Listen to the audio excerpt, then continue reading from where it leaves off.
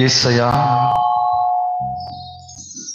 పనికిరాని నన్ను పనికొచ్చే పాత్రగా చేసి పైకి లేపి ఒక బండగా, స్థిరమైన పునాదిగా మా కొరకు నీవు నిలవబడి నీ పైన మమ్మల్ని నీవు స్థిరపరుస్తున్నావే, నీకే వందనాలయ్యా. నీ ఆత్మతో మమ్మల్ని మీరు నింపమని అడుగుచున్నామయ్యా. బలము లేని వారము, శక్తి లేని వారమునైనా, ఘనత లేని వారము, ఈ లోకములో ఎవ్వరికి నీ కూడా పనికిరాని వారమయ్యా. ఎందరో నీ వారు నా తల్లికి నేను పనికి రాలేదని, తండ్రికి పనికి రాలేదని, భర్తకు పనికి రాలేదని, భార్యకు పనికి రాలేదని, బిడ్డలకు పనికి రాలేదని అంగులారుస్తున్నారయ్యా. పనికొచ్చే పాత్రగా చేరి ఉన్న ప్రతి వారిని, నీ శరణు చొచ్చిన ప్రతి వారిని మీరు ఎత్తిపట్టండి.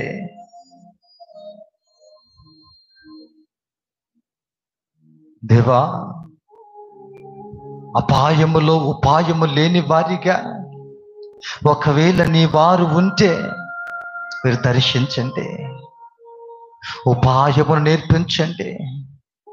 పాము వల్లే వివేకము, పావురము వల్లే నిష్కపటము కలిగిన వారిగా నీ సముఖమందు చేర్చబడిన మేమందరము కూడా ఉండులాగున్న ప్రతి ఒక్కరి మనోనేత్రములను మీరు తెరవండి. ప్రతి ఒక్కరిని మీరు దర్శించండి. ప్రతి ఒక్కరితో మీరు మాట్లాడండి. మా అడుగులు మీరు స్థిరపరచండి.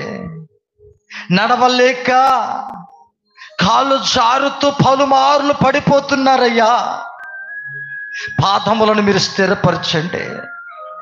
మాటలాడలేక పలుమార్లు ఆ నోటిలో నుంచి వ్యర్థమైన మాటలు వస్తున్నాయి, తప్పుడు మాటలు వస్తున్నాయి, తత్తర మాటలు వస్తున్నాయి. నీ మాట ప్రతి నాలుక మీద ఉంచండి.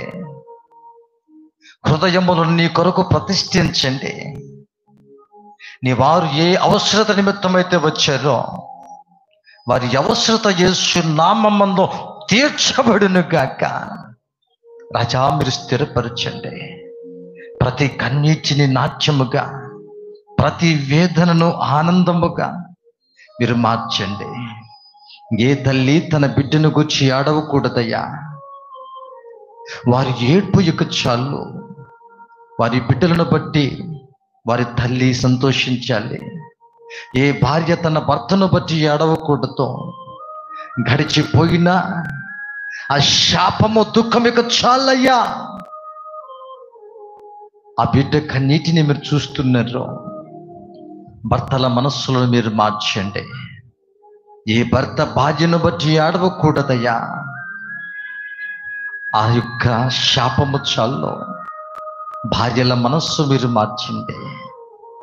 కుటుంబం అంతా కొర్నేలి కుటుంబం వల్లే, యెషయి కుటుంబం వల్లే, లూదియా కుటుంబం వల్లే, యెహోషువ కుటుంబం వల్లే మార్చబడాలి. నీ కృపలో జ్ఞాపకం చేసుకునండి. కొద్ది నీ మాటలు వినబోతూ ఉండగా నీ మాటను నోటుంచండి. చక్కగా వివరించగలిగినటువంటి జ్ఞానం ఇవ్వండి. వినగల మనస్సుని వారికి మీరు అనుగ్రహించండి.